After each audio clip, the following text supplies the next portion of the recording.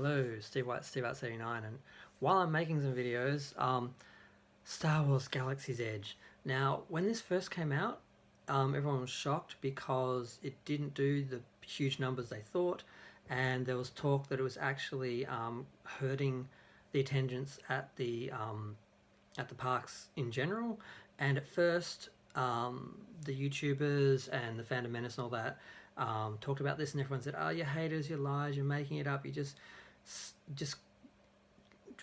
making up gossip just for likes and videos and attention, and you're just evil, horrible people, blah blah." And I did a couple of videos myself because it's like it seemed pretty bad, and there seemed to be actual press reporting stuff and actual numbers and actual visuals, photos, videos of the park not being full and numbers and stuff, and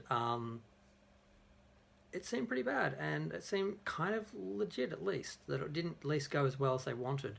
And as we've gone along, we've started to see the real media, the access media, Forbes, Hollywood Reporter, reporting that in fact the numbers are down, the toys are not selling, the attendance in the parks are down, the tourism is down, people are not booking packages. There are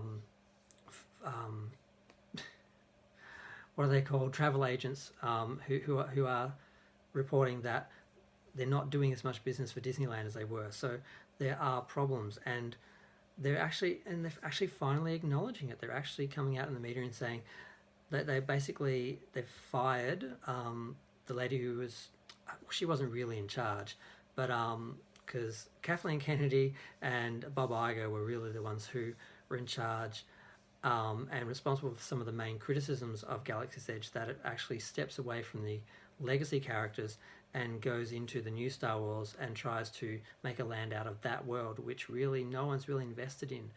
And they ignored the Imagineers, who wanted to do the original Star Wars and base it on Tatooine and places that we see in the films, and they could have covered all three eras of the film series, and they would have done really well, I think. But instead they just focus all on the new Star Wars and not base it on actual places in those films, but in just like an imaginary generic place that they've made up.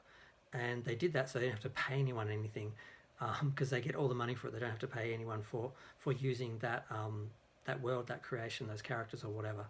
So a whole bunch of dodgy stupidity went into that, and apparently they cheaped out on some of the games, and they have delayed one of the rides. Delayed the ride. It's not being finished in time. The park apparently is going to be opening. The first park did open without both rides running.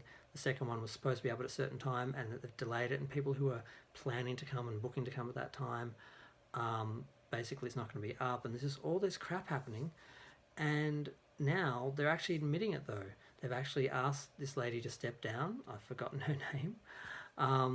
And it's funny because she's basically taken the heat for Bob Iger and people higher up. She really didn't, as far as anyone can tell, make the decisions that are causing the problems. So, but a head had to roll. It was hers. Pity it couldn't have been Kathleen Kennedy. I really don't like her. I don't see anything good that she said or done. I don't think she's been divisive. Even if the people she's pissed off are a bunch of whiny man babies, the fact that she didn't know how to handle them, because they are part of the audience, and part of dealing with Star Wars is dealing with fans and critics and man babies, or the whole spectrum.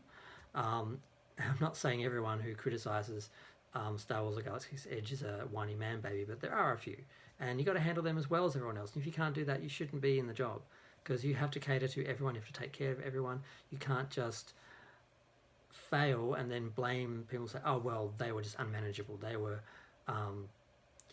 so she hasn't done a good job. Bob Iger hasn't done a good job. He screwed things up with George. They screwed things up with the deal. They bought Disney bought Star Wars with certain stipulations, and then they pulled back on them. They were supposed to use George's treatments and his idea of going forward for the movies. They abandoned that. They, instead of using the legacy characters, they created their own characters and killed off the old characters so they wouldn't have to pay him royalties. All this sort of stuff has happened, and the good thing is it's finally getting in the press. And now people like me and Mecha Random and Nerdrotic and all those people who actually have followings and subscribers, unlike me, but we all said the same thing. We're all observing the same thing. We're all reading the same signs. Can now brag and say, we were right, it's not doing that well. Star Wars as a whole is having problems, and the theme parks are now reflecting that, and that's really bad because that's normally where they make their money, which apparently they've been cooking the books as well, because they're being investigated for that. So there's just nothing good to say about Disney at the moment, and for a long time the access media was ignoring it, and all the blogs were all just on their side trying to kiss up to them so they get opportunities and free gifts and rides, or get into the parks, or whatever they get out of sucking up and writing good reviews. Now people are starting to report that things aren't all rosy, and the actual people like Bob Iger and Kathleen Kennedy have actually come out and said, yes, we are trying to fix Star Wars. We did this wrong, we did that wrong. They're mostly blaming other people and blaming the fans, but they're actually acknowledging there's something's wrong, and Star Wars needs to be fixed or saved. So that is validating us on some level, but it's still sort of blaming us. So don't blame the fans, take some responsibility. Fortunately, I'm not as attached to Star Wars, so it's not hurting me as much that it's going down as badly as it is. But the same thing's happened with Star Trek, and that is painful for me. But I'm just going to leave that there. This is a short little video, just because I just want to say I told you so.